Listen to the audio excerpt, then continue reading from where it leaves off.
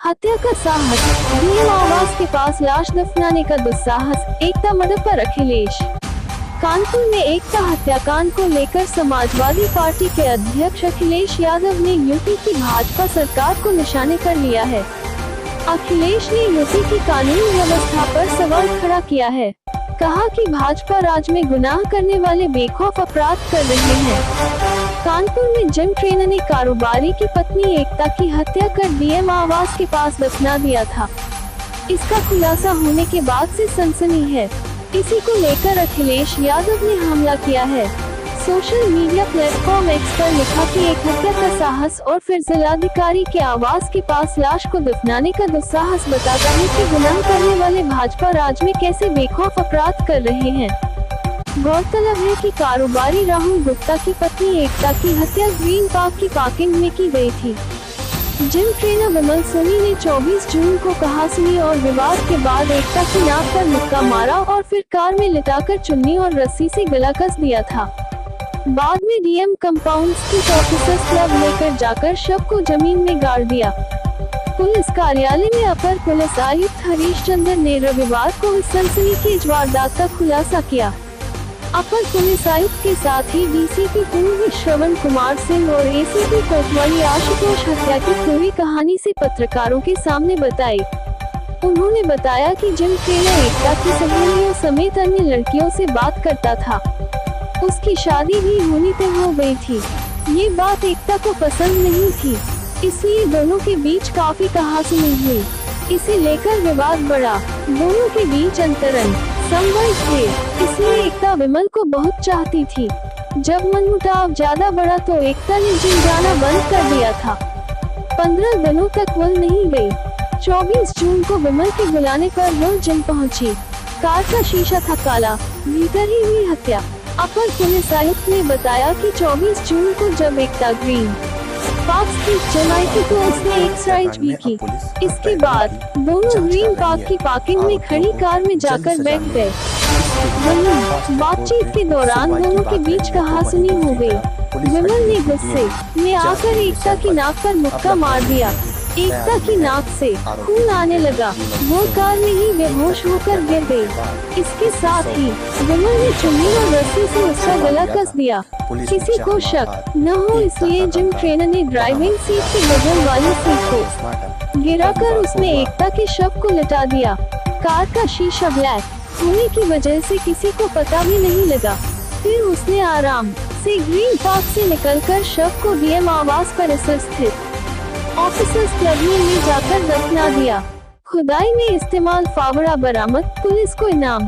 कोतवाली इंस्पेक्टर संतोष कुमार शुक्ला ने बताया कि हत्या में प्रयुक्त हुई कार, रस्सी, चुन्नी और टूटा हुआ क्लचर बरामद कर लिया गया है। खुदाई के लिए उपयोग किए गए फावड़े को भी बरामद किया गया है। आला अफसरों ने खुलासा करने वाली पुलिस टीम को 1 लाख रुपए का इनाम दिया है। पुलिस ने बताया कि आरोपित विमल सोनी को कोर्ट के समक्ष पेश किया गया, वहां से उसे जेल भेज दिया गया है। अगर नहीं मारता तो जीने नहीं देती। जिम ट्रेनर विमल सोनी ने कहा कि अगर मैं एकता मैम को नहीं मारता तो वो मुझे जीने नहीं देती। रोज रोज मैम द्वारा झगड़ा करने और धमकी दिए जाने से मैं तंग आ गया था। मुझे ऐसा लगने लगा था कि एकता मैम मेरी शादी नहीं होने देगी। वो खुद भी मुझसे शादी नहीं करना चाहती थी। मेरे पास उन्हें मारने के अलावा कोई विकल्प नहीं बचा था, इसलिए प्लान बनाकर एकता मैम को बुलाया और मार डाला। पुलिस ने जिम ट्रेनर का पूरा बयान लिखित में लिया है और रिकॉर्ड भी किया है। पूछताछ में उसने बताया, बात करते करते हम दोनों एकता और विमल के बीच अफेयर हो गया था। हम दोनों अक्सर ग्रीन पार्क पार्किंग में गाड़ी में बैठक कर बात करते थे। घटना के कुछ दिन पहले मेरी शादी एक लड़की से तय हो गई थी। रोका भी हो गया था। जब भी जिम में किसी अन्य महिला को अगर एक्सरसाइज ठीक से करा देता था तो एकता मैम जलन में मुझसे लड़ने लगती थी। इस बात पर दिन में कई बार एकता से बहस हो जाती थी। मेरी शादी तय होने की वजह से एकता मैम काफी नाराज थी। अक्सर लड़ती थी, धमकी देती थी कि अगर तुमने मेरे अलावा कहीं और शादी की तो अच्छा नहीं होगा। मैं एकता को हर दिन एनर्जी ड्रिंक पिलाता था जिससे थकान कम होती थी। एनर्जी ड्रिंक में मिलाई नशीली गोलियां।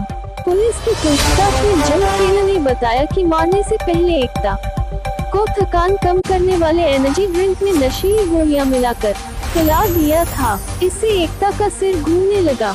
एकता को गाड़ी में जाकर बैठने के लिए कहा था।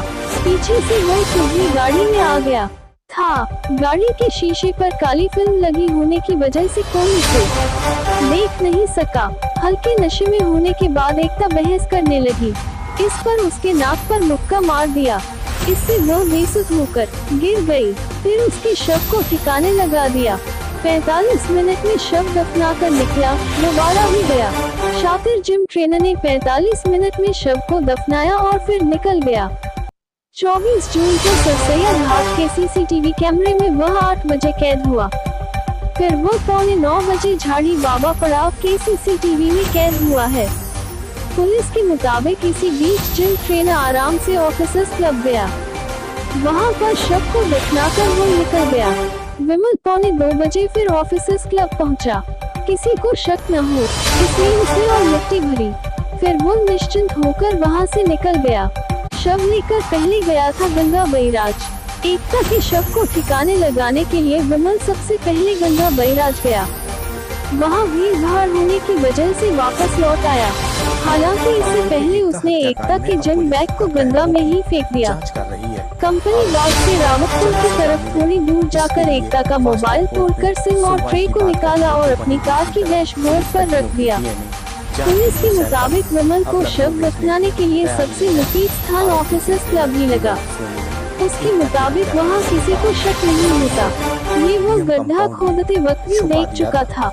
वहाँ पर वह बेखौफ होकर आता और जाता था, इसलिए किसी को उस पर शक भी नहीं हुआ।